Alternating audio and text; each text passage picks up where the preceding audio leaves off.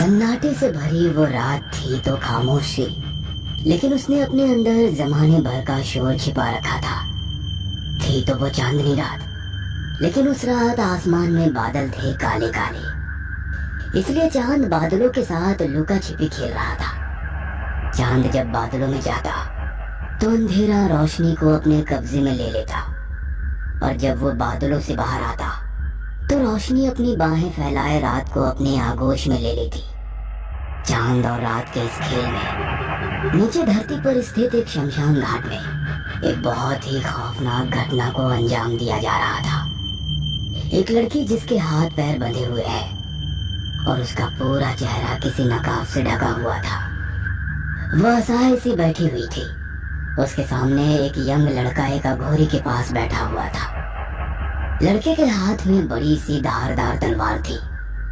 चांद की रोशनी जब कभी उस तलवार से टकराती तो ऐसा लगता कि तलवार उस रोशनी को भी काट देगी। अघोरी ने ललाट के बीच लंबा सा टीका भी लगा रखा था। उसके चेहरे पर चेचक के बड़े बड़े निशान थे। आंखें बंद किए वो कोई मंत्र बुदबुदा रहा था। रात के उस सन्नाटे में कुत्ते के भौंकने की आवाज और रात के कीड़ों के बोलने की आवाज भी लगातार आ रही थी। उन्हीं आवाजों के बीच थोड़ी देर बाद अघोरी ने अपनी आंखें खोली और सामने बैठे युवक से कहा, इसे जल्द से जल्द तैयार करो। और हाँ, तुमने देख लिया है ना, इसका कोई अंग भंग तो नहीं है। अगर ऐसा है तो बलि स्वीकार नहीं होगी और तुम्हारा काम कभी नहीं होगा। उस लड़के ने इशारे से ही अघोरी को बताया कि उसने सारी तस्दीक कर ली है। लड़की का कोई भी अंग भंग नहीं है। मानव या जानवर की बलि की सबसे पहली शर्त यही होती है कि उसका कोई अंग कटा फटा ना हो, वो बीमार ना हो। उसके बाद उस लड़के ने वहीं पास रखे मिट्टी के मटके का पानी उस लड़की पर डालना शुरू कर दिया। सिर से होता हुआ पानी नीचे जमीन पर गिर रहा था और आसपास के क्षेत्र को गीला कर रहा था। वह लड़की अपना सिर हिलाकर उस लड़के द्वारा की जा रही इस प्रक्रिया का विरोध कर रही थी, लेकिन ना तो उस लड़के को उसकी परवाह थी और ना ही अघोरी को। उसके बाद उस लड़के ने लाल रंग का घोड़ा एक कटोरी में लिया और लड़की के पैरों में लगाने लगा, जैसा कि शादीशुदा लड़कियां पैरों में लगाती हैं। फिर उसने नेल पॉलिश उसकी हाथों की उंगलियों में लगाया।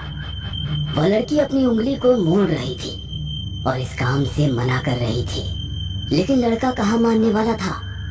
इसके बाद वो कुछ रंगीन चूड़ियां उस लड़की की कलाई में पहनाने लगा। उस सुनसान रात में चूड़ियों की वो खनक अजीब सा डर भी पैदा कर रही थी। अब सारी तैयारी हो चुकी थी। अघोरी ने कोई मंत्र पढ़ा और अपने पास रखे चावल के कुछ टुकड़ों को उस लड़की की तरफ उछाल दिया। फिर अघोरी ने उस लड़के की ओर इशारा करते हुए कहा, अब इसकी गर्दन काट दो, चढ़ा दो इसकी बलि। वो लड़का खड़ा हुआ और उसने तलवार उठाई और उसका जोरदार वार लड़की की गर्दन पर कर दिया। चीख की एक जोरदार आवाज उस सन्नाटे को बंद करती हुई निकली और फिर सब खामोश हो गया। लड़के का चेहरा पूरा खून से भर गया और उसकी तलवार खून से सन गई और ना चाहते हुए उसकी भी चीख निकल गई। चीख के साथ ही कुत्ते की आंखें खुल गई। उसका पूरा शरीर पसीना पसीना हो गया था। उसने एसी की कूलिंग और भी कम किया और उठकर फ्रिज के पास गया। उसने उससे बोतल निकालकर पानी पीने लगा। पानी पीते ही उसकी नजर घड़ी की सुई पर गई। घड़ी के समय को देखकर उसके चेहरे पर एक शैतानी मुस्कान आ गई। रात के 2:30 बज रहे थे।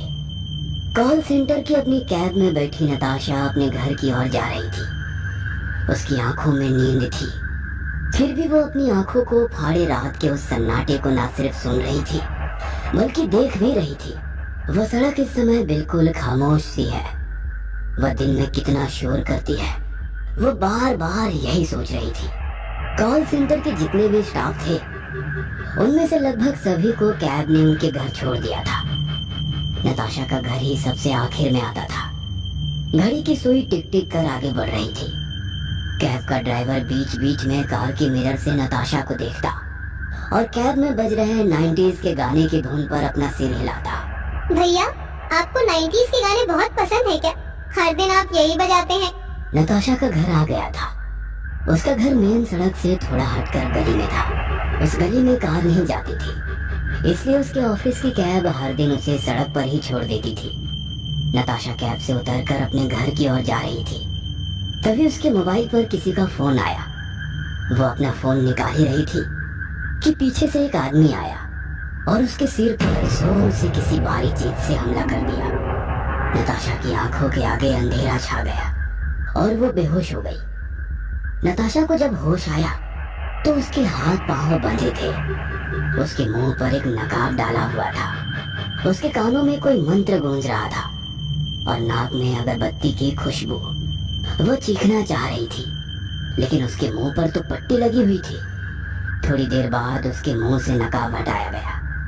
पट्टी अब भी उसके मुंह पर थी। नकाब हटाते ही उसने जो देखा, उसे देख वो अंदर तक कांप गई। उसके सामने आदित्य हाथ में तलवार लिए हुए बैठा था। आदित्य के बिल्कुल बगल में सफेद कपड़ों में लिपटे एक लड़की की लाश पड़ी थी। लाश का चेहरा देखकर लग रहा था कि इसकी मौत हुई कई दिन हो गए हैं। लड़की की लाश के सामने ही एक गंदी सी शक्ल का अघोरी भी था, जो आंखों को बंद किए मंत्र बुदबुदा रहा था। लड़की के हाथ और पैर खोल दो और इसे बलि के लिए तैयार करो। और हाँ, तुमने पूरी तरह तस्दीक कर ली है ना कि इसका कोई अंग भंग तो नहीं है? आदित्य ने अघोरी की ओर देखा और उसे आश्वस्त किया कि इस बात की फिक्र ना करे। उसके बाद उसने तलवार नीचे रखी और वहीं पास पड़े मिट्टी के मटके को उठाकर नताशा के पास जाने लगा। जैसे जैसे वो नताशा के करीब आता, नताशा को लगता कि वो मौत के करीब आ रही है, क्योंकि सारी तैयारियां देखकर वो समझ गई थी कि ये लोग उसकी बलि देना चाहते हैं। आदित्य मटका लेकर नताशा के पास पहुंचा और उसके ऊपर पानी डालने लगा। लेकिन वो कहते हैं ना कि इंसान सबसे ज्यादा खतरनाक उस समय होता है जब उसके सामने मौत खड़ी होती है। नताशा ने एक लात आदित्य के पैरों के बीच में मारी और पूरी ताकत से वहां से भागने लगी। आदित्य इस हमले के लिए तैयार नहीं था, इसलिए वो दौड़ जा गिरा। पकड़ो, पकड़ो उसे, नहीं तो सब खत्म हो जाएगा, पकड़ो। तांत्रिक की यह आवाज आदित्य के कानों में गूंजने लगी और वो नताशा के पीछे भागने लगा। नताशा भागे जा रही थी, भागे जा रही थी। फिर एक जगह वो पेड़ों की ओट में जाकर छिप गई। उसकी सांसें बहुत ही तेज चल रही थी। धक धक करती उसकी दिल की धड़कन की आवाज ऐसी थी जिस आवाज को उसने कभी नहीं सुना था। आदित्य उसका पीछा करता करता उस पेड़ से आगे निकल गया। नताशा अपने आप पर किसी तरह कंट्रोल कर छिपी हुई थी, लेकिन तभी किसी कीड़े ने नताशा के चेहरे पर रेंगना शुरू किया। नताशा अब भी अपनी चीख को रोकने का प्रयास कर रही थी, लेकिन उस कीड़े ने जैसे ही उसके चेहरे पर काटा तो उसके मुंह से चीख निकल पड़ी और चीख की आवाज ने आदित्य के पैर पीछे खींच लिए। वह उस पेड़ की ओर बढ़ने लगा। तभी उसे ओट में छिपी नताशा दिख गई। वह दबे पांव उसके पास जाने लगा। कुछ देर बाद एक जोरदार आवाज से फिर से वो शमशान गूंज उठा। आदित्य जमीन पर पड़ा तड़प रहा था। नताशा ने एक बड़ा भारी पत्थर उसके सिर पर मार दिया था। खून की धार उसके सिर से बह रही थी। वह धीरे धीरे बेहोशी की हालत में जा रहा था। आदित्य समंदर के किनारे बैठा है। उसके साथ दिव्या भी बैठी है। दोनों समंदर की उठती और गिरती लहरों को देख रहे हैं। सूरज लगभग डूबने ही वाला है। आदित्य मोबाइल की घड़ी में दिव्या को टाइम दिखाते हुए कहता है, घर नहीं जाना है क्या? कितनी देर हो गई है? थोड़ी देर और आदित्य, तुम्हें पता है ना मुझे सूरज को डूबते हुए देखना कितना पसंद है। अच्छा बाबा, ठीक है। सूरज डूब जाता है। दिव्या आदित्य के बाइक के पीछे बैठी है। आदित्य फुल स्पीड में अपनी बाइक भगा रहा है। दिव्या अपनी बाहें खोल देती है और आदित्य से और स्पीड चलाने के लिए कहती है। स्पीडोमीटर की सुई 120 की स्पीड दिखाती है। अरे तुम्हें डर नहीं लगता स्पीड से? मौत तो तय है ना आदित्य, स्पीड से चलो या धीमे, जब मौत आनी होती है तो वो तो आ ही जाती है। अचानक रेड लाइट आ जाती है। आदित्य ब्रेक लगाता है और पीछे घूमकर दिव्या को कुछ बोलना चाहता है, लेकिन दिव्या तो उसकी बाइक के पीछे है ही नहीं। वो इधर उधर देखता है, लेकिन दिव्या उसे कहीं दिखाई नहीं देती। तभी ट्रैफिक की लाइट ग्रीन हो जाती है। लेकिन आदित्य की आंखें अभी भी दिव्या को ही ढूंढ रही है। उसके पीछे की गाड़ियां लगातार हॉर्न पर हॉर्न बजा रही है। अच्छी खासी भीड़ वहां जमा हो जाती है। आदित्य को अपनी गलती का एहसास होता है। वो बाइक स्टार्ट करता है, तभी दूर उसे दिव्या दिखाई देती है, जो एक टैटू बनाने वाले के पास खड़ी है और उसे हाथ के इशारे से अपने पास बुला रही है। आदित्य उसकी ओर थोड़ा गुस्से से देखता है और घड़ी की ओर इशारा करता है, लेकिन दिव्या मुस्कुराते हुए उसे अपने पास बुलाती है। वो उसके पास जाता है। दिव्या एक टैटू वाले के पास बैठी है और आदित्य के नाम का टैटू कर रही है। उसके चेहरे पर एक दर्द तो है, साथ ही उस दर्द के साथ सुकून भी है। लेकिन आदित्य दिव्या की इस हरकत से बहुत ही परेशान है। अरे टैटू कराने की क्या जरूरत है दिव्या? कितना दर्द हो रहा है तुम्हें? तुम भी ना बिल्कुल स्टूपिड हो। तुमसे देखा नहीं जा रहा तो तुम अपना मुंह घुमा लो, लेकिन इसे करने से मुझे मत रोको। इस टैटू को कराने से दर्द नहीं हो रहा आदित्य, बल्कि मुझे ऐसा लग रहा है कि ये नाम तुम्हारी वो निशानी है जिसे मुझसे कोई जुदा नहीं कर सकता। दिव्या हाथ में टैटू करा के आदित्य की ओर अपना हाथ बढ़ा देती है। आदित्य उसके हाथों को सहलाता है और उस पर किस करना चाहता है, लेकिन दिव्या तो वहाँ है ही नहीं। वह देखता है कि टैटू की दुकान पर कोई और लड़की बैठी है और वो अपने लवर सूरज का नाम गुदवा रही है। आदित्य की आंखों में आंसू आ जाते हैं। वो अपनी बाइक के पास जाता है और उसे स्टार्ट करने की कोशिश करता है, लेकिन बाइक स्टार्ट नहीं होती है। वह फिर से किक मारता है, तभी उससे थोड़ी दूर एक जोरदार एक्सीडेंट होता है। वहाँ काफी भीड़ लग जाती है। आदित्य अपनी बाइक छोड़कर उधर ही भागता है। एक लड़का और एक लड़की सड़क पर पड़े हुए हैं। लड़के को थोड़ा थोड़ा होश है, लेकिन लड़की पूरी तरह बेहोश है। लेकिन उस बेहोशी की हालत में भी उसने लड़के का हाथ जोर से पकड़ रखा है। लड़के के आंखों के आगे अंधेरा छा रहा है। वह लोगों से मदद मांग रहा है, लेकिन कोई भी उसकी मदद को आगे नहीं आ रहे हैं। जितने भी लोग वहाँ खड़े हैं वो या तो उनकी वीडियो बना रहे हैं या उन्हें देखकर निकल जा रहे हैं। लड़के का सब्र जवाब दे रहा है। वह लड़की को अपनी गोद में उठाने की कोशिश करता है, लेकिन उसे खुद भी बहुत चोट लगी है। वह गिर जाता है और एक बार फिर से लोगों से मदद मांगता है। आदित्य उसकी मदद को आगे जाता है। वो उसकी गर्लफ्रेंड को उठाने की कोशिश करता है, तभी उसके हाथ पर बने टैटू पर उसकी नजर जाती है। उस पर आदित्य लिखा होता है। आदित्य घुटनों के बल वहीं बैठ जाता है और रोने लगता है। तभी एक एम्बुलेंस की आवाज से उसका ध्यान टूटता है। वो उस एम्बुलेंस की ओर देखता है तो वो ये देखता है कि उससे कुछ लोग उतरे हैं और उस लड़की और लड़की को स्ट्रेचर पर डालकर अस्पताल ले जा रहे हैं। लेकिन शायद लड़की मर गई है, क्योंकि उन्होंने सफेद कपड़े से उसका पूरा शरीर ढक दिया था। आदित्य लड़की के चेहरे को देखने की कोशिश करता है, लेकिन ये तो उसकी दिव्या है। आदित्य ये देखकर बेहोश हो जाता है। 5 दिन हो गए दिव्या की मौत को। उसका शरीर मोर्चरी में रखा हुआ है। आदित्य ने कई बार उसके शरीर को देखा है, लेकिन आदित्य उसकी मौत को स्वीकार नहीं कर पा रहा है। हर दिन उसे अस्पताल में दिव्या दिखाई देती है। वह पुरानी बातों को याद कर चीखता रहता है। डॉक्टर भी परेशान हो गए हैं। उन्हें लग रहा था कि आदित्य को मेंटल वार्ड में डालना होगा, लेकिन वो ये सोचते ही रह गए। 6ठे दिन अस्पताल से आदित्य भी गायब था और दिव्या का शव भी। दिव्या के शव के साथ आदित्य 10 दिन अपने घर पर रहा। वो उसके बाल बनाता, उसे तैयार करता, उससे बातें करता, लेकिन बातूनी नताशा उससे बातें कहा करती थी। वो तो मुर्दे की तरह लेटी रहती। देखो दिव्या, अब बहुत हो गया है। ऑलमोस्ट 10 दिन हो गए हैं, तुमने एक शब्द भी नहीं बोला है। क्या हुआ है तुम्हें? तुम जानती हो ना, तुम्हारी आवाज सुने बिना मुझे चैन नहीं मिलता। किसी बात की नाराजगी है क्या? बोलो ना। आदित्य एक अलग ही दुनिया में था।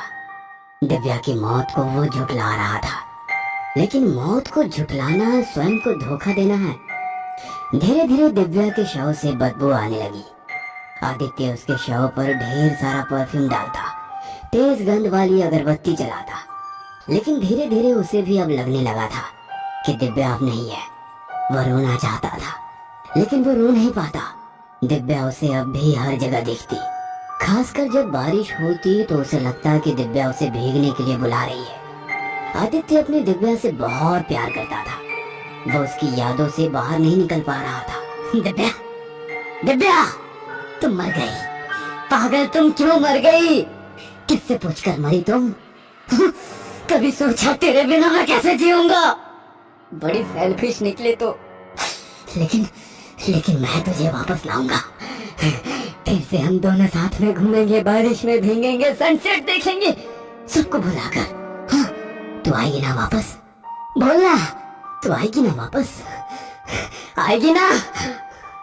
आदित्य को अब किसी दूसरी जिद ने घेर लिया था।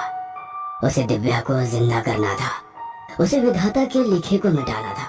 उसे पता था कि तंत्र मंत्र में वो ताकत है जो मुर्दे को भी जिंदा कर सकते हैं। शमशान में जब पहली बार उसने लाश को नोच नोच कर खाते अघोरी को देखा तो वो उससे डरा नहीं, बल्कि उसने उससे अपनी दिव्या को जिंदा करने की गुजारिश की।